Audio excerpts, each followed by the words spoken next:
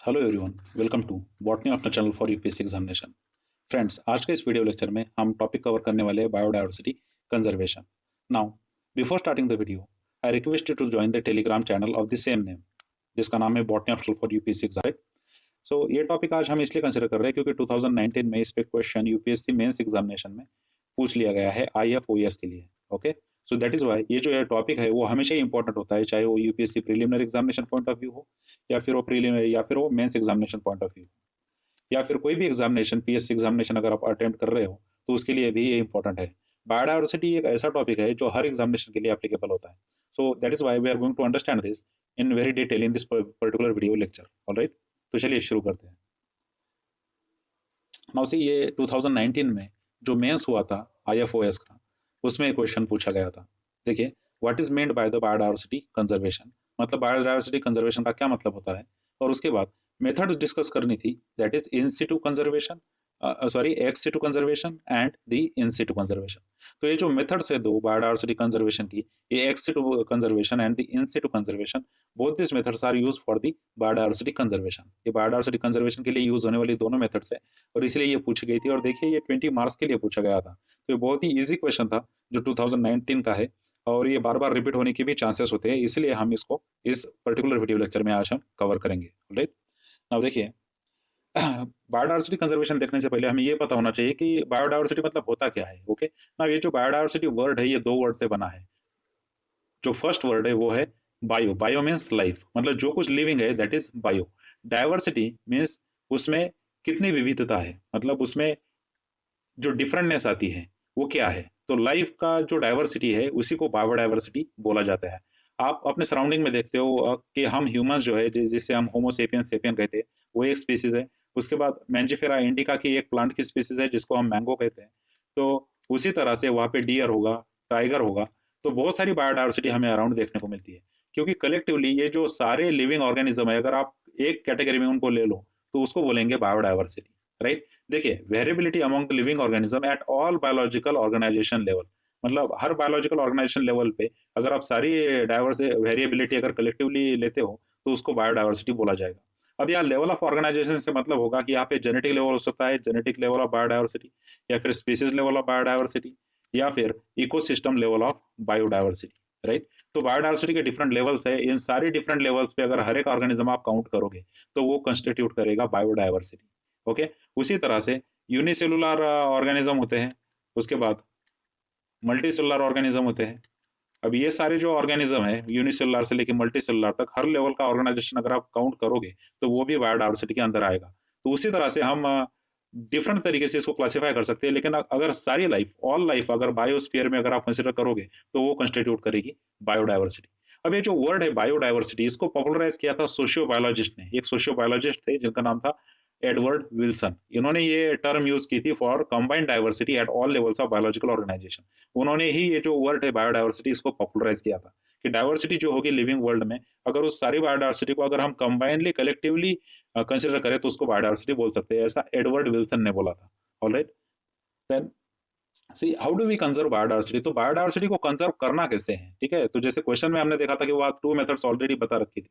पहली थी x situ conservation या फिर एक साइटू कंजर्वेशन, और दूसरी थी इन साइटू कंजर्वेशन। तो ये दो टाइप की मेथड वहां पे डिस्कस करनी थी, जिस वजह से आपको 20 मार्क्स वहां पे मिलने वाले थे। See, when we conserve and protect the whole ecosystem, its biodiversity at the all level is protected. We save the entire forest to save the tiger. This approach is called as the on site conservation. जब हम कोई पूरा का पूरा ecosystem conserve करते हैं, मतलब for example कि यहाँ पे अगर टाइगर एंडेंजर्ड स्पीसीज है, कि टाइगर का नंबर आप देखते हो न्यूज़पेपर में डेली आता है कि टाइगर का नंबर जो है वो डे बाई डे कम हो रहा था, लेकिन अभी अभी इंडिया ने ऐसे एफर्ट्स लगाए हैं कि इनका नंबर अभी बढ़ रहा है टाइगर्स का। राइट, क्यों बढ़ रहा है? क्योंकि हमारे पास टाइगर्स रिजर्व है। राइट, टाइगर रिजर्व हमने बनाए हैं, जिस वजह से हम टाइगर को क्या करते हैं, सेव करते हैं। अब देखिए, नेचुरली क्या किया जाता है कि जब कोई इकोसिस्टम एज अ होल, मतलब एक पूरा इकोसिस्टम है वहां पे, समझ लीजिए वहां पे कि टेरेस्ट्रियल इकोसिस्टम है। अगर टेरेस्ट्रियल इकोसिस्टम है तो उसमें लार्ज अमाउंट ऑफ प्लांट्स होंगे, उसके बाद लार्ज अमाउंट्स ऑफ एनिमल्स भी होंगे। ओके, तो लार्ज नंबर में एनिमल्स भी होंगे, लार्ज नंबर में प्लांट्स भी होंगे। तो उन एनिमल में एक जो एंडेंजर्ड एनिमल है which is called as the tiger. Okay, तो टाइगर उसमें one of the endangered species है। लेकिन बाकी कुछ प्लांट्स ऐसे कि वो एंडेंजर्ड नहीं है, लेकिन कोई एनिमल भी वहाँ पे एंडेंजर्ड नहीं है, लेकिन टाइगर एंडेंजर्ड है। तो अगर हमें टाइगर को सेव करना है तो हम क्या करते हैं कि पूरा ये टेरेस्ट्रियल इकोसिस्टम को ही हम कंजर्व करते हैं। तो इस टेरेस्ट्रियल इकोसिस्टम को, जहाँ पे ये टेरेस्ट्रियल इकोसिस्टम है, जिस जगह पे है, उसी जगह उसको कंजर्व करते हैं, जिस वजह से सारे plants, all animals including tiger, सबके सब वहाँ पे सेव होते हैं। तो इस प्रकार का जो अप्रोच है कंजर्वेशन का, इसको बोला जाता है इन सिटू टाइप ऑफ कंजर्वेशन। मतलब कंजर्वेशन ये जो हो रहा है ये नेचुरल जगह पे हो रहा है, मतलब जहाँ वो इकोसिस्टम है वहीं पे उसका कंजर्वेशन हो रहा है। तो ये जो पूरा बायोडायवर्सिटी का ये है conservation in its natural place, उसको बोला जाता है इन साइटू कंजर्वेशन। ओके, अब देखिए, however, when there are some situations where the animals and plants is endangered or threatened and needs to urgent measure to save it from the extinction, ex situ conservation or off-site conservation is a desirable approach। अब देखिए, अगर कोई एक plant है या फिर कोई एक एनिमल है कि वो क्रिटिकली एंडेंजर्ड हो गया है, मतलब समझ लीजिए कि उनकी अब बस 1000 स्पीसीज ही बची है और वो किसी भी टाइम एनिमल एक्सटेंट हो सकता है, या फिर कोई प्लांट है उसकी 500 स्पीसीज ही बची है और वो किसी भी टाइम वो वहां से डिसअपियर हो सकता है। तो ऐसी क्रिटिकल कंडीशन में उसके नेचुरल हैबिटेट से निकाल के उसको बाहर रखा जाता है। तो बाहर आउटसाइड इट्स नेचुरल हैबिटेट उसको सेव किया जाता है। इसलिए इस टाइप ऑफ कंजर्वेशन को बोला जाता है एक्स साइटू कंजर्वेशन। यहाँ पे इंपॉर्टेंट डिफरेंस ये है कि नेचुरल कंजर्वेशन में हम क्या करते हैं कि जहां वो स्पीसीज रहती है, चाहे वो प्लांट हो या एनिमल हो, जहां वो रह रहा है उसी जगह पे उसको हम क्या करते हैं, कंजर्व करते हैं। लेकिन एक्स साइटू कंजर्वेशन में हम क्या करते हैं कि उसके नेचुरल हैबिटेट से उसको निकाल लेते हैं, उसको नेचुरल हैबिटेट से बाहर निकाल लेते हैं और उसको ऐसे हैबिटेट में रखते हैं कि जहाँ पे वो प्रोटेक्शन में रहे। ओके, तो प्रोटेक्शन जहां मिलता है वहां उसको हम लेके जाते हैं। तो this is the basic difference between the x situ conservation and the in situ conservation. तो जैसा कि हमने देखा कि अगर क्रिटिकली कोई एंडेंजर्ड है तो उसको उसके नेचुरल हैबिटेट से बाहर निकालना और उसके बाद उसको कंजर्व करना, इसको बोला जाता है x situ type of conservation. Already ecologist ने इको बायोडायवर्सिटी हॉटस्पॉट दुनिया में ढूंढ लिया है कि जहाँ जहाँ हॉटस्पॉट का मतलब यह होता है कि वहाँ बहुत ज्यादा बायोडायवर्सिटी है, ऑल्दो कि वहाँ का एरिया बहुत शॉर्ट है, ठीक है ना, एरिया लेस है, एरिया कम है, लेकिन फिर भी उस एरिया के हिसाब से वहाँ बायोडायवर्सिटी बहुत हाई क्वांटिटी में हमें देखने को मिलती है। ऐसे प्लेसेस को हॉटस्पॉट बोला जाता है। जैसे देखिए इस पिक्चर में ये वेस्टर्न घाट जो दिख रहा है आपको, ये बायोडायवर्सिटी हॉटस्पॉट है। क्यों? क्योंकि उसका जो एरिया है वो कम है लेकिन हाई इन बायोडायवर्सिटी है। उसका हाई बायोडायवर्सिटी होने की वजह से उसको बायोडायवर्सिटी हॉटस्पॉट बोला जाता है। अब देखिए हमारे सेंट्रल गवर्नमेंट्स के बुक्स में ये आंकड़ा दिया गया है कि हमारे पास इनिशियली 25 बायोडायवर्सिटी हॉटस्पॉट थे, लेकिन उसके बाद 9 और ऐड हो गए, तो आज हमारे हमारे पास 34 बायोडायवर्सिटी हॉटस्पॉट्स है।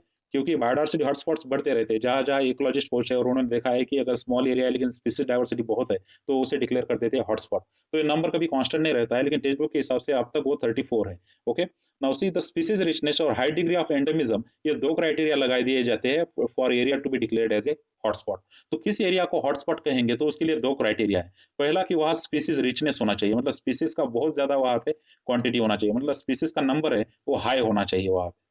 ओके, उसके बाद जो सेकंड क्राइटेरिया है वो होना चाहिए high degree of endemism. Endemism का मतलब होता है कि कोई अगर एक स्पीसीज है, फॉर एग्जांपल ए स्पीसीज है, और वो इंडिया में सिर्फ और सिर्फ वेस्टर्न घाट्स में ही मिलती है, अगर ऐसी कंडीशन है तो हम बोलेंगे कि ए स्पीसीज वेस्टर्न घाट्स में एंडेमिक है।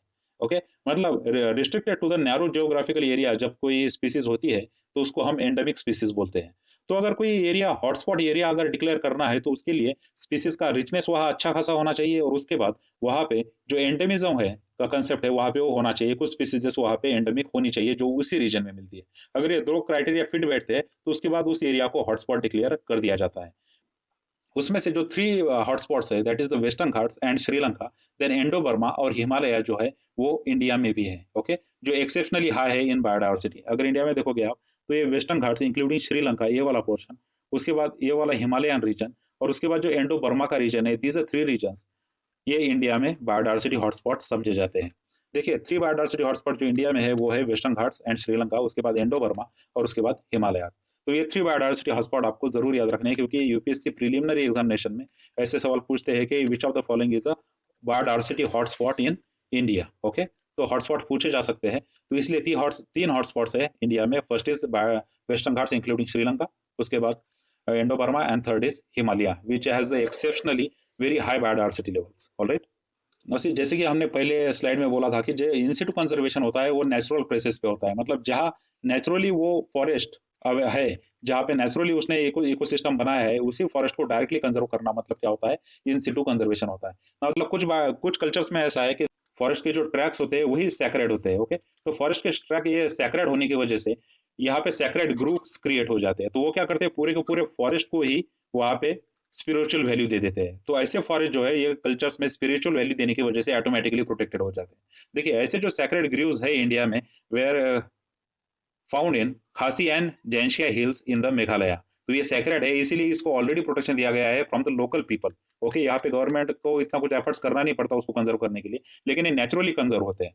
तो यहाँ पे जो खासी और जैंशिया हिल्स है वो नेचुरली कंजर्व हो रही है इन मेघालय। उसके बाद जो अरावली हिल्स है राजस्थान में, वो भी सैक्रेड है, जिसकी वजह से वो नेचुरली प्रोटेक्ट हो रही है। उसके बाद जो वेस्टर्न रीजन है, वेस्टर्न घाट्स का जो रीजन है कर्नाटका का एंड महाराष्ट्र का, वो भी सैक्रेड है। और उसके बाद सरगुजा जो सरगुजा, चंदा एंड बस्तर एरिया जो एमपी के है वो भी सैक्रेड है। अब देखिए इसका इंपॉर्टेंस क्या है कि कोई कुछ अगर सैक्रेड ग्रू है तो उसका मतलब क्या होता है। देखिए पीपल्स के लिए वो कल्चर का पार्ट होता है, और कल्चर का पार्ट होने की वजह से वो क्या करते हैं, उसको ऑटोमेटिकली इंपॉर्टेंस देना शुरू कर देते हैं। और ये इंपॉर्टेंस आने की वजह से ना वहाँ पे कोई ट्री कट हो सकती है और ना ही वहाँ पे कोई एनिमल की हंटिंग हो सकती है। तो इन दिस वे ये जो सैक्रेड होने की वजह से प्लांट्स और एनिमल ऑटोमेटिकली यहाँ पे क्या हो रहा है, कंजर्व हो रहे हैं। और आपने अब तक ऑब्जर्व कर लिया होगा कि ये सब कुछ नेचुरल कंजर्वेशन ही हो रहा है। तो नेचुरल कंजर्वेशन हो रहा है, that is why it is an in situ type of conservation. इसीलिए कौन से टाइप का कंजर्वेशन है, ये इन सिटू टाइप का कंजर्वेशन है। तो ये इन सिटू टाइप्स ऑफ कंजर्वेशन में जो हिल्स या फिर जो ऐसे फॉरेस्ट के ट्रैक्स है जो कंजर्व हो रहे हैं, that is why we are calling it as a in situ type of conservation.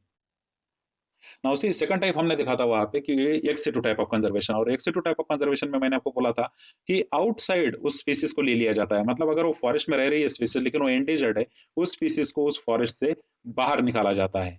मतलब उस फॉरेस्ट से उसको बाहर निकाल लिया जाता है और ऐसी जगह पे रखा जाता है जहां पे उसको प्रोटेक्शन हो। ओके, देखिए in this approach the threatened animal और plant taken out from their natural habitat and place in a special setting where they are protected and given the special care. For example, zoological parks, botanical gardens, and wildlife safari parks are serves this purpose, right? देखिए यहाँ पे अगर कोई एक animal है, for example tiger है, तो tiger अगर एंडेंजर्ड बन चुका है तो उसको निकाल के ना जूज में रखा जाता है ताकि उसको प्रोटेक्शन दिया जा सके। अब जू क्या हो गया, it's ex situ type of conservation. उसी तरह से अगर कोई प्लांट एंडेंजर्ड है, मतलब उसकी स्पीसीज खत्म हो रही है, तो उसको निकाल के बॉटनिकल गार्डन में रखा जाता है। तो बॉटनिकल गार्डन क्या हो गए, it's ex situ type of conservation, क्योंकि उसको आर्टिफिशियली हम कंजर्व कर रहे हैं। उसी तरह जो वाइल्ड लाइफ सफारी पार्क होते हैं, ये भी ex situ type of conservation का मेथड है। तो इन सिटू और एक्स सिटू में बेसिकली इतना ही फर्क है कि इन सिटू में उसको नेचुरली कंजर्व कर दिया जाता है, और एक्स सिटू में जो है उसको आर्टिफिशियली कंजर्व किया जाता है। Okay, so in Situ and x situ conservation ये दोनों वहां पे विद एग्जांपल अगर वहां पे आंसर लिखा जाए तो 20 आउट ऑफ 20 मार्क्स वहां पे हो सकते थे इस क्वेश्चन में। पहले तो वहां बताया जाना था सिर्फ कि बायोडायवर्सिटी क्या है, what is mean by biodiversity, और उसके बाद उसके कंजर्वेशन में आपको दो मेथड पूछे गए थे, इन सिटू और उसके बाद एक्स सिटू। तो इन सिटू में आंसर होता था कि सारे नेचुरल जो हैबिटेट है, नेचुरल हैबिटेट में जो कंजर्वेशन हो रहा है, it's in Situ habitat. Example थे वहां पे सैक्रेड ग्रूव्स, वहां के एग्जांपल हो सकते थे। नेशनल पार्क कभी कभी डिक्लेयर कर दिया जाता है किसी एरिया को, वो उसका एग्जांपल हो सकता था, राइट। बायोस्फीयर रिजर्व उसका एग्जांपल हो सकता था। उसी तरह एक्स टू कंजर्वेशन जो है, एक्स टू कंजर्वेशन में zoological parks, botanical gardens, and wildlife safari parks, etc., are come under the ex-situ type of conservation. Now, see, not only this, there are many animals that have become extinct in the wild but are continued to be maintained in the zoological park. देखिए वो इतने endangered थे कि वो अपने natural habitat से वो वहां से वेनिश ही हो गए, लेकिन जोलॉजिकल पार्क्स में अभी भी वो हमें देखने को मिलते हैं, क्योंकि ह्यूमन एफर्ट्स की वजह से वो सेव हो गए हैं, right. In recent years, ex-situ conservation has advanced beyond keeping the threatened species in the enclosure. देखिए अब पहले के जमाने में ये होता था कि अगर टाइगर वहां पे एंडेंजर्ड है तो उसको जू में लाके रखिए, अगर वहां पे गोरिल्ला एंडेंजर्ड है तो उसको जू में लाके रखिए।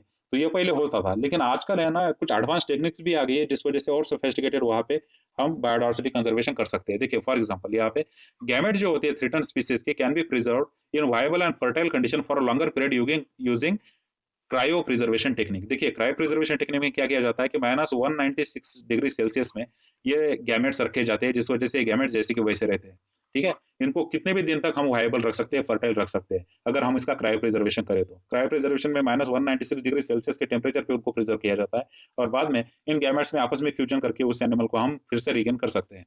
उसके बाद जो एग्स होते हैं can be fertilise in vitro and plants can be propagated by using the culture methods. तो अगर वो प्लांट का सीड्स है या फिर प्लांट का जीनोम है या फिर प्लांट्स के गैमेट्स है, तो उसको आर्टिफिशियली हम फ्यूज कर सकते हैं और उसके बाद प्लांटलेट बना सकते हैं। और एक बार प्लांटलेट वहां पे बन गया तो प्लांट टिश्यू कल्चर का इस्तेमाल करके हम मेनी वहां पे प्लांट्स बना सकते हैं। तो एक ही गैमेट स्टोर करके हम बहुत सारे प्लांट्स फिर से रिजनरेट कर सकते हैं, राइट। उसी तरह से अगर सीड्स है किसी प्लांट के, तो सीड्स को सीधे सीधे आजकल सीड बैंक्स आते हैं, तो सीड बैंक्स में डायरेक्टली उसको क्या किया जा सकता है, लॉन्गर पीरियड के लिए कंजर्व किया जा सकता है। तो आजकल सिर्फ ऐसा ही नहीं है कि सिर्फ एनिमल को निकाल के किसी प्रोटेक्टेड एरिया में रखा जा सकता है, यही नहीं है, उसके साथ साथ गैमेट्स को भी हम प्रिजर्व कर सकते हैं, हम सीड्स को भी प्रिजर्व कर सकते हैं, हम स्पर्म्स को भी प्रिजर्व कर सकते हैं, राइट। और उसके बाद जो जीनोमिक कंटेंट होता है उसे भी हम क्या कर सकते हैं, कंजर्व कर सकते हैं। तो आजकल लेटेस्ट मेथड है in the ex situ type of conservation. Alright, okay, so this is an biodiversity conservation. All right, I hope you get some knowledge through this video lecture। तो मिलते हैं नेक्स्ट लेक्चर में।